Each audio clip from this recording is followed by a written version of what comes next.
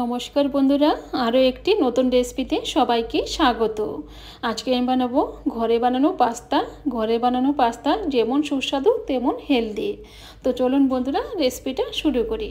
তো দেখুন বন্ধুরা কত সুন্দর হয়েছে। তো ভিডিওটা পুরোটা দেখতে থাকুন, আশা করি আপনাদের ভালো লাগবে। আর দেখুন বন্ধুরা, এখানে কিন্তু আমার বেঁচে যাওয়া কিছু আটা ছিল মাখা, সেই আটা দিয়ে কিন্তু আমি বানিয়ে দেখাবো। আর এখানে কিন্তু আটা আর ময়দা মেশানো আছে, তো আপনারা কিন্তু ইচ্ছা করে শুধু আটা দিয়েও করতে পারেন, আবার কিন্তু শুধু ময়দা দিয়েও করতে পারেন।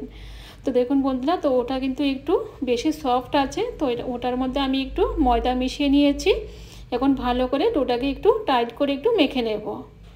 তো দেখুন বন্ধুরা, ওটা কিন্তু আমি একটু টাইট করে মেখে নিয়েছি। খুব বেশি একটা টাইটও করে নিই, আবার খুব একটা কিন্তু সফটও করে নিই। তো দেখুন যেরকম আমরা রুটির জন্য আটা মাখি সেরকমই কিন্তু হয়েছে। এখন ওটা থেকে আমি একদম ছোটো ছোটো করে নিয়ে নেব। খুব একটা কিন্তু বড় করব না, একদম ছোটো করব। তো দেখুন বন্ধুরা কিছু নিয়েছি, এখন এগুলো আমি বানিয়ে নেব। তো এরকম করে কিন্তু আমি সবগুলো বানিয়ে নেব। তো আমি এখন দুটো দেখিয়ে দিচ্ছি কি করে বানাতে হবে। এরকম হাতে নিয়ে ছোটো করে ওটাকে গোল করে নেব। নিয়ে এখানে নিয়েছি একটা কাঁটা চামচ, আর এই কাঁটা চামচে একটু তেল লাগিয়ে নেব। তেলটা লাগালে কিন্তু আর চিপকে যাবে না, সুন্দরভাবে কিন্তু উঠে আসবে। এখন যে গোলটা ওটা বানিয়ে রেখেছিলাম ওটাকে এই চামচের উপরে দিয়ে দেব, দিয়ে হালকা করে এরকমভাবে দাবিয়ে দেব। একটু আস্তে আস্তে করে এরকমভাবে হালকা করে দাবাতে হবে। তো সব দিকে কিন্তু সুন্দর করে ওটাকে দাবিয়ে দিয়েছি। এখন ওটাকে আমি আস্তে আস্তে এরকমভাবে রোল করে নেব। তো দেখুন বন্ধুরা কত সুন্দর একটা শেপ চলে আসলো, যেমন পাস্তা দেখতে দোকানের মতো সেরকমই কিন্তু একটা শেপ চলে এসেছে।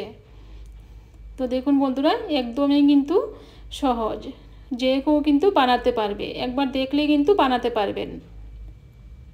তো আরও একটি নিয়ে নিয়েছি।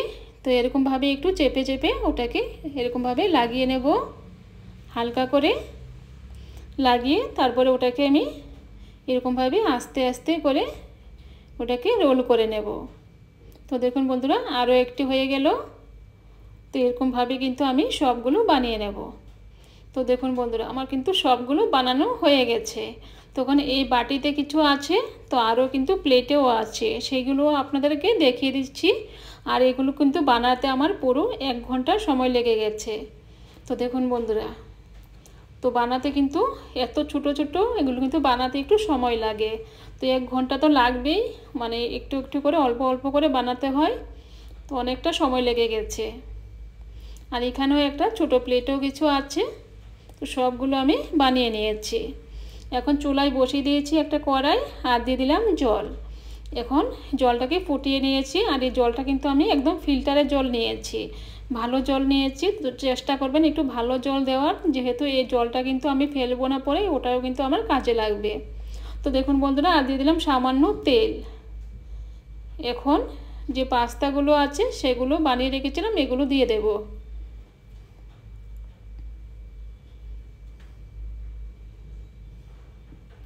সবগুলো দিয়ে দেব।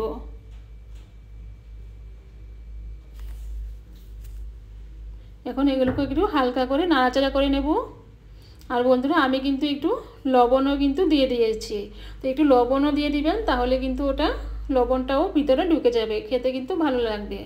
তো আমি ওটাকে 2 মিনিটের জন্য ফুটিয়ে নেব। তো দেখুন বন্ধুরা ওটা কিন্তু 2 মিনিটের মতো হয়ে গেছে, এর থেকে বেশি কিন্তু আর ওটাকে আর সেদ্ধ করব না, তাহলে কিন্তু খেতে ভালো লাগবে না। এখন ওটাকে আমি ছেঁকে উঠিয়ে নেব। তো দেখুন বন্ধুরা কত সুন্দর হয়েছে। আর যেহেতু তেল দিয়েছি ওটা কিন্তু একদম আলাদা আলাদা থাকবে, এগুলো গোটা গোটা থাকবে, এগুলো কিন্তু একটার সাথে একটা কিন্তু লেগে যাবে না। তো সবগুলো এরকমভাবে ছেঁকে উঠিয়ে নেব। আর এই জলটা কিন্তু আমি ফেলবো না, কারণ এই জলটা কিন্তু পরে আমার ওটা কাজে লাগবে।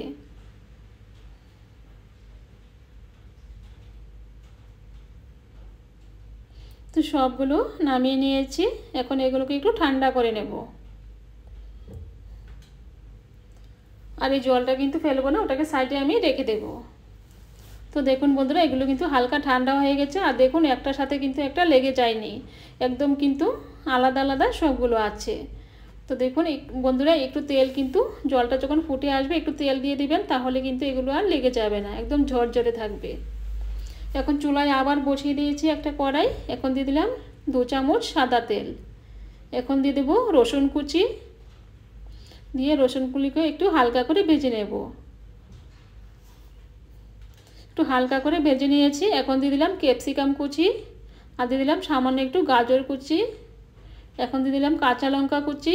এখন এগুলোকে একটু ভেজে নেব।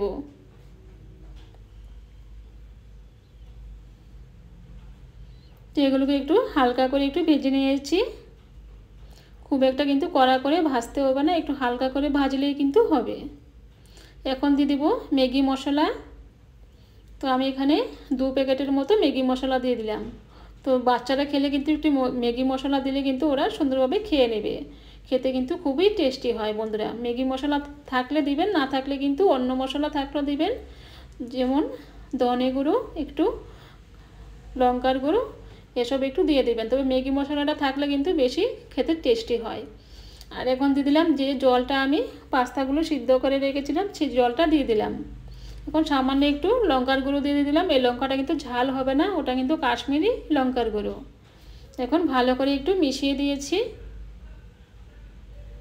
এখন ওটাকে ফুটিয়ে নিয়েছি যে জলটাকে। এখন যে পাস্তাগুলো সেদ্ধ করে রেখেছিলাম সেগুলো দিয়ে দেব। তো দেখুন বন্ধুরা কতটা ঝরঝরে হয়েছে, একটার সাথে কিন্তু একটা লেগে নেই। এখন এগুলো দিয়ে দেব। তো আপনারা কিন্তু ইচ্ছা করলে টমেটো সসও দিতে পারেন। আমি টমেটো সসটা দিলাম না, বেশি মিষ্টি মিষ্টি হয়ে যাবে, তাই আমি দিলাম না। তবে টমেটো সস না থাকলে কিন্তু টমেটোও দিতে পারেন কুচি কুচি করে। তো আমি আর দিলাম না, আমি এমনিতেই ওটা করব। তখন ওটাকে ভালো করে মিশিয়ে নিয়েছি, 2 মিনিটের মতো কিন্তু ফুটিয়ে নিয়েছি। তো দেখুন বন্ধুরা, ওটা কিন্তু ঘন হয়ে গেছে। এখন ওটা কিন্তু আমি দিয়ে দেব ধনেপাতা কুচি। প্রায় হয়ে গেছে রান্নাটা। এখন ধনেপাতা কুচি দিয়ে ওটাকে নাড়াচাড়া করে ভালো করে মিশিয়ে নামিয়ে নেব।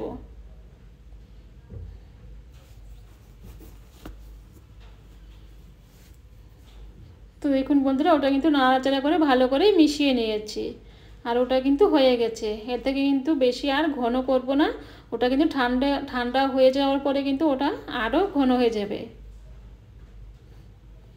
তো এখন একটা বাটিতে নিয়ে নেব।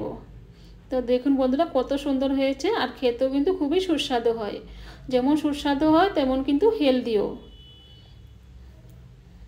তো দেখুন বন্ধুরা, চামচে নিয়ে খেয়ে দেখাচ্ছি। তো বন্ধুরা, আজকে আমার এই ঘরে বানানো পাস্তা রেসিপিটা যদি ভালো লেগে থাকে আমার চ্যানেলটাকে সাবস্ক্রাইব করে আমার পাশে থাকবেন, আর লাইক করতে কিন্তু বন্ধুরা একদম ভুলবেন না। তো আজকে এই পর্যন্তই, আবার দেখা হবে অন্য কোনো রেসিপিতে। নমস্কার।